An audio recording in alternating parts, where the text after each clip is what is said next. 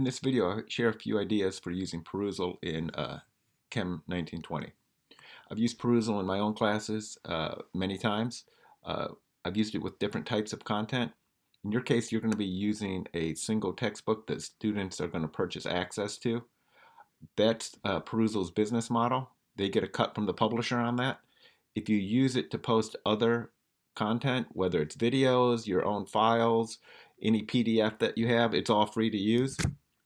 The Carmen Books connection on this. With Carmen Books, that's a OSU um, idea policy where the students are automatically billed for their use of a textbook. So the only thing that you need to coordinate is how Perusall gets paid within that model. That's something I'm not familiar with, but I'm sure Sherwin, who set it up that way before, or the textbook rep can help you out. I've discussed Perusall with a lot of different teachers. Sometimes it's in STEM, other disciplines. It's with high school instructors, others at OSU. And I think it's a really flexible program, but the way that you set it up, the role of the instructor is going to be important. And I've also done some research on Perusall. I think it's a great resource, but I think we have to use it in a smart way. So if you go to the Perusall website, perusall.com, if you scroll down, it gives you an overview of the program. It's easy to create an account if you want to just get started. Very low stakes. Perusall is not going to follow up. There's no obligation for using it. You're not going to break anything. Once you're within Perusall, you can just create a course. Again, there's no obligation to use it, so I'd recommend that you do so. When you set up the course initially, there's a few different prompts. I keep Perusall outside of Carmen. I don't sync it or integrate it. I do any importing at the end of the semester, and I'm going to share some ideas as far as why I do that. You'll be asked to estimate the size of the class and a target group size. For 1920, I would say you've got about 65 or 70, and a target group size somewhere between 10 and 12. You're being asked to identify the textbook that you'll be using. I think the Atkins textbook is going to be listed as one of your choices because I used it in 1910. That's where you designate the e-text that you're going to be using. So within my own Perusall course, I've got different either active courses or ones that have been archived. If you then click on a particular course, so after you set one up, within this screen right here, a few useful tabs. So within the Getting Started one, this gives you information about various logistical tasks. There's a course code that's used for enrolling the students. Once again, this is the one variable that I'm not sure about when you're linked through Carmen Books. But under this Getting Started tab, that's where the course ID is listed. There's information about how you can add content, create assignments, a welcoming statement for your students. So these are all helpful things. Perusall has, from my experience, a great support system. You can go to this little help icon where there's some common questions. If not, send them a message and the team gets back to you. The next tab, the library, that's where you're going to find the textbook, or if you upload other resources, they show up there in the library. Students might not realize it, but if they also can click on the library, and that's where if they want to look at the entire e-text, they can do so. They don't have to look at it simply within an assignment. The content that's in the library, that's what then you use to set up the various assignments. There's times in other courses I've used the library just as a shared repository for different readings that are not being set up as assignments. I do this in a graduate class I have where I want to post a lot of resources that are not necessarily assignments, but students can access and choose from them. That's not necessarily relevant, I don't think, for your 1920 course. Within the Assignments tab then, this is a screenshot from my 1910 course. So my course was Monday, Wednesday, Friday, and I had reading assignments due at the start of every class at 11 a.m. I set it up so there was this regular pattern or regular routine, and I did not sync this schedule with Carmen's calendar. Quick thought about the Carmen calendar within general chemistry. A lot of things are going to show up there. Their lab assignments, if you have other quizzes scheduled, Office hours can show up there, recitation times show up there, Zoom lecture can show up there. Other resources, if it's, let's say, your Sapling homework system or Perusall, depending on whether they're synced or not, they may or may not show up on the calendar. I found since we have calendars within Carmen now, some students just get a very narrow perspective of, I'm just going to keep track of what's on my calendar. The way I set up Perusall outside of the system, it doesn't show up on their calendar. So I need to make sure that they're looking within the system here for what the particular deadlines are. And that's why I use this very regular routine. It's possible to sync it to a calendar, but I don't use that particular function. Instead, I make it clear that Perusall is a central part of the class. I'm going to be talking about it quite frequently within the class, make everyone aware that the assignments are coming due and that we're using it. And I don't have any trouble after that. It's easy to set up the assignments. If you just click on Add Assignment, I would look at the distribution of content that you have on the syllabus and set up a couple weeks with that. Just divide up the various topics and set it up so you'll begin to populate what your assignment tabs looks like. When you add the assignment, you have an opportunity to include a header for it. I do that for the first couple weeks or first couple assignments just to let the students know what I'm looking for, but then after that, they understand how it works, so I stop doing that. There's a lot of data within the program, more data than you need as far as how the students are using it.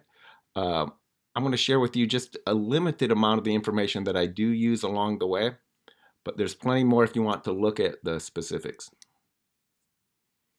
Now, besides the course home, there's a settings tab. There's this general information here, a couple things within that.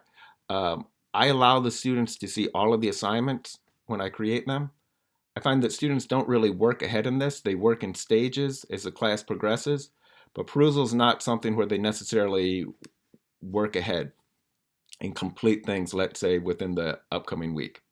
I also set it so that they can see the grades after I manually release them in the gradebook. I'm going to mention why I set it up that way. There's this default message which Perusall provides as far as sort of a pitch for why the program's useful. I would keep in mind that nearly all of your 1920 students have already used Perusall. I know that there are 1 or 2 students that contacted me that are adding the course that were in Chemistry 1210, but very few. Almost everyone is already going to be familiar with the program and they would have seen that kind of information before. There's a Access tab. This is where you'll provide access for your teaching assistants. If you just add them within this prompt right here, you can send them an invitation. And then after they accept the invitation, you can see it listed here as far as who you've granted access to. There's a grouping tab. So the way that Perusall works is it's going to place the students into groups. And the groups are going to be then used throughout the semester. This placement occurs when they first join the course. So one student will be in group 1 and the next in group 2 and the next in group 3. So that's what it means when you're initially designating the enrollment and the target size. I don't overthink this part. By simply setting it up at the start of the course, it works fine. Oftentimes teachers ask me about manipulating this in different ways, about rotating students, changing groups. I don't find that useful or helpful. I think what they're considering is how they use groups in other parts of their teaching. So usually in other parts of the teaching, we want to have small group conversations, 3 or 4 or 5 students that are sharing ideas on a particular topic, and that it might be helpful to rotate that so you get different students in different conversations. But Perusall is a little bit different because within Perusall, they're going to be accessing the textbook. They'll be reading passages. We need a critical mass. We need enough students within that when they're reading passages, they're seeing different annotations. They're also interested in responding to that. If you have a very small group size of 3 or 4, you don't create that critical mass. So I find with the science textbook, around 10 to 12 students is going to work well for you for a particular group size. There's a scoring tab within Perusall that gives you a lot of details with how the scoring algorithm is set up.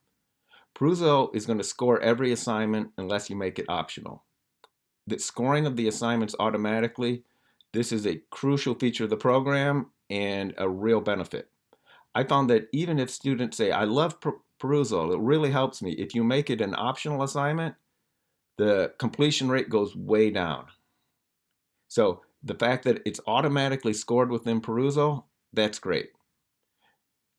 Looked at another way within this, if you value the assignment that you're giving them, also value their time and give them credit for having completed it. This machine scoring algorithm, there's a lot of details here as far as how points are being allocated, and it does a good job with the science textbook. I don't think you need to change any of those particular settings. But the only one you might want to consider is what's going to be your policy for late assignments. That's something that you can manipulate in here. Typically what I would do is I set the deadline for the start of the class, but I'm going to accept contributions throughout that particular day. That's my own approach right there. You can decide how you want to handle it. I think more important than these particular internal settings is going to be the student's perspective on how the Perusall grades fit into the class as a whole. And that's something that you can control. There's an advanced scoring tab. Just a couple features within this. The default is that a given assignment is scored on a range from 0 to 3. I don't provide the students with specific details about the machine scoring algorithm. That sort of lack of transparency, if you want to view it that way, I want students to do a good job within the system, and they will, but I don't want them to try to somehow game the scoring system. So my message to the students, and I found this to be very successful, I tell them that for a given assignment, they're going to get a score from 0 to 3, and I'm going to consider scores of 2 or 3 to be full credit. You're doing a great job. That's what the designers of the program suggest. So I ask the students to do their best then to add 4 to 6 annotations, which might be questions that you ask. You can ask questions, answer questions, make connections to your prior knowledge, offer explanations. All of these are great ways for you to engage with the text, demonstrate what you know, and also improve your understanding. I also tell them that I'm not going to let this computer scoring system boss me around. I'm going to look at the data, but I'm also looking at your contributions in the system. So don't be distressed if you have a particular score on a particular assignment that you think doesn't fully reflect your contributions. I'm just looking at this holistically. I trust the system to do a pretty good job, but don't feel like it's somehow shortchanging you. Now, this is part of the reason that I keep it outside of Carmen. If you sync it with Carmen, as soon as students see a score that shows up there, they're far more likely to become distressed if, why did I get a 2 instead of a 3 here? And that's not where I want their head to be.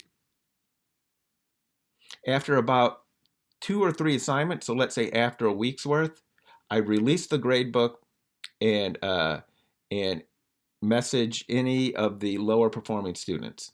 So what I do at this point is I see how students are contributing within the course.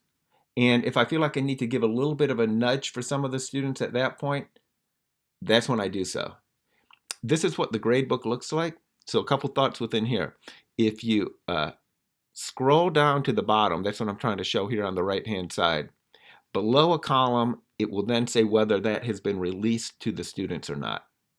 So at the end of the week, what I would typically do is I would go and I would release the assignment grades that we had during that week. This is, again, another way that I want to have the students view it holistically instead of being too fine-grained and say, well, why did I get a 2 on this assignment instead of a 3? I want them to look at it big picture. This would be a case of a student where I see they have scores of 1s and 0s. This would be a student that I'd reach out to directly. There's usually not very many, but I'd reach out directly and say, hey, Jim, I see that you're participating in Perusall, but not that fully. What can I do to help you better understand how to maximize your learning within the program? Just a very simple prompt like that. It just lets them know that you care about their contributions within the system and you're reaching out to try to help them maximize their performance. These ones where they're different days, these were different reading assignments within Perusall. You notice I also have a few different titles here. I posted a study guide, which is a PDF of my own. This was a video that I had about Mosley. You also notice that the scores for those are somewhat less. Within the machine algorithm, some assignments just might not lend themselves to as rich of comments as others. This is another reason that I like to keep it outside of the system so the students are not overly fixated on it. To share with you, here's the end of the semester data that I had when I exported my gradebook. So I just sorted these from the student that earned the most points within Perusall to the students that earned the least. So within my scoring framework, almost everybody was earning full credit with it. This is what I just imported at the end of the semester. And there were some that had tailed off that were earning less along the way, but almost everybody within my setup are earning full credit within the program. Now, when you have the different assignments, if you click on one of the assignments, it then brings up this this portion of the page right here. This is where you can, if you need to adjust a deadline for a student, edit the overall deadline for when it's due, or open it up. This is what the assignment, the reading, looks like after I opened it up. Now keep in mind that almost all of the 1920 students are going to be familiar with this interface. They'll know it better than the instructors. So let me provide you with an overview for what the interface is about.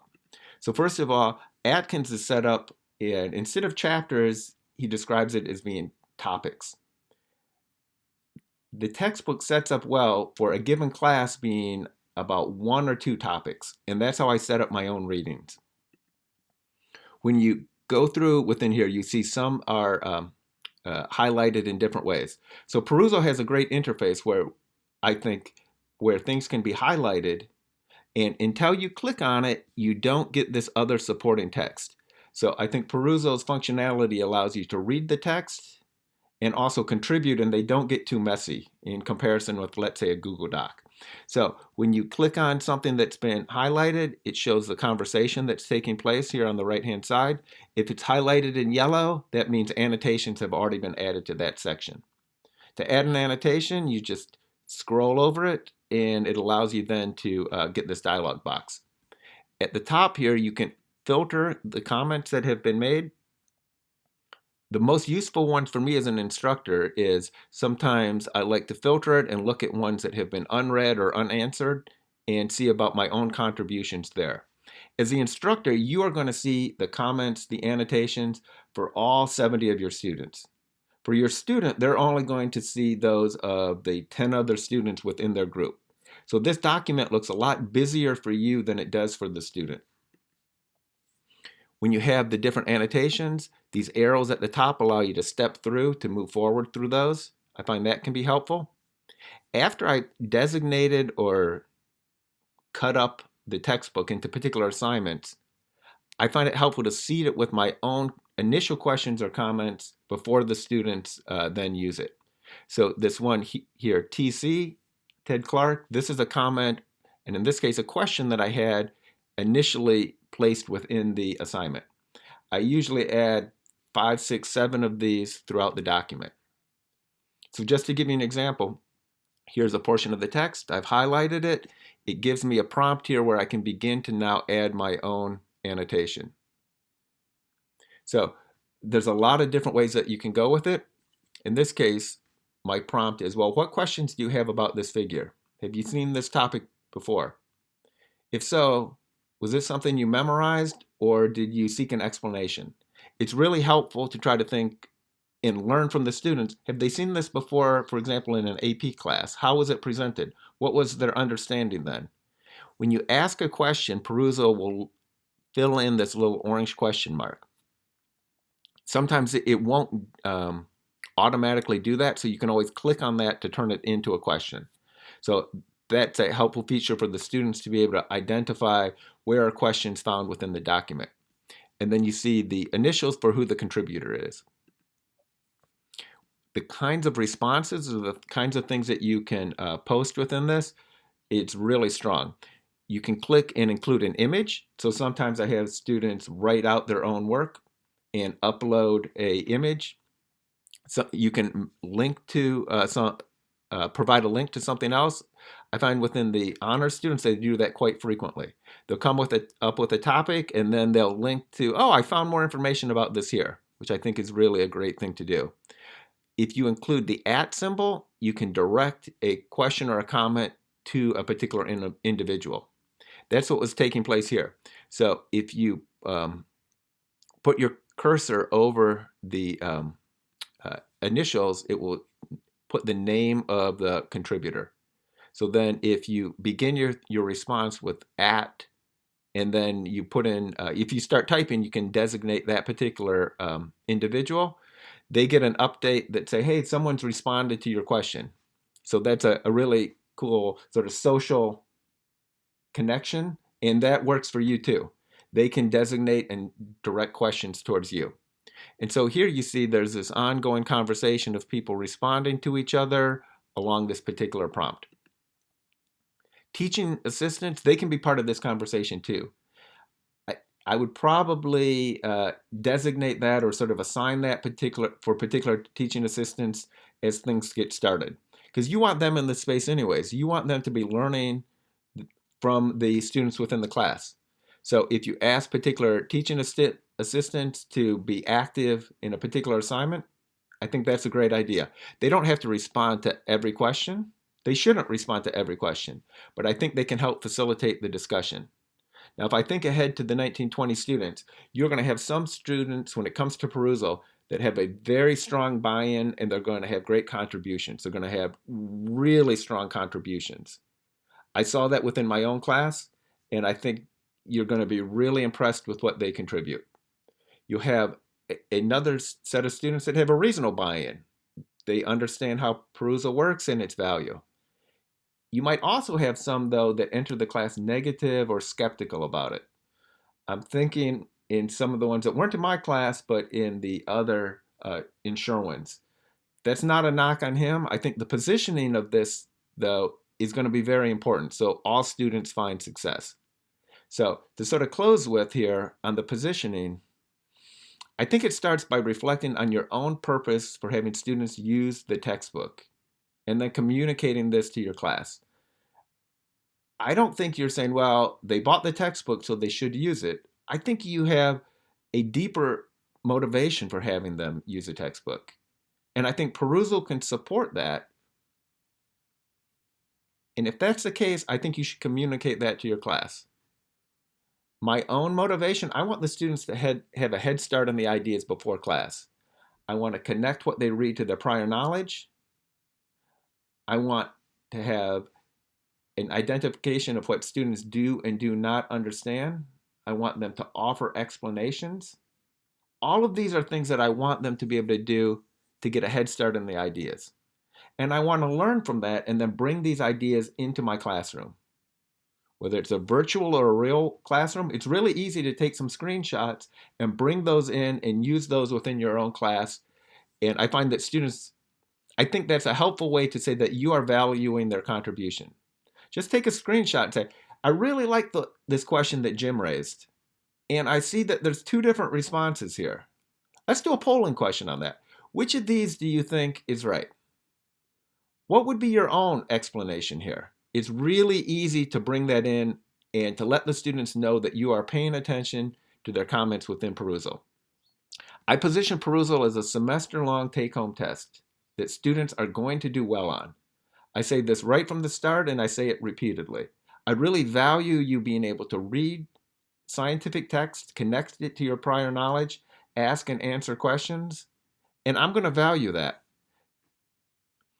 If a student says, well, I don't learn this way, what they're really saying is engaging with the textbook was not consistent with the corresponding assessment in the course. And that's something you as a teacher can control. My own assessments have changed to reflect the discussions that I see within the Atkins textbook.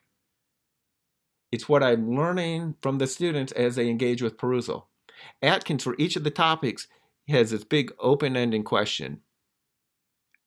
I've made it so my exams, in many ways, reflect what those big questions are. So just to give you an example, looking ahead to 1920, you see that there's these prompts that, to me, these would be great open-ended questions on an exam. What is the pH when both acids and their salts are present?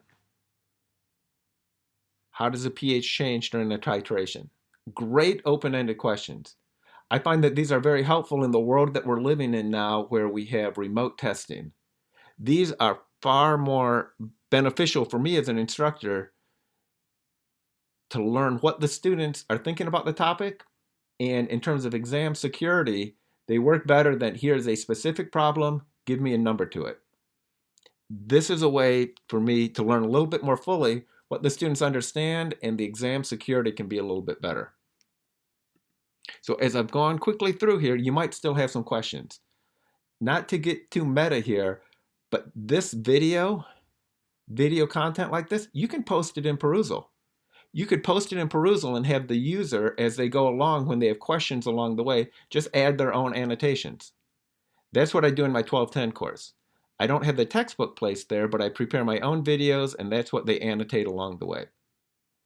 If you have questions about what I've shared within here, please contact me.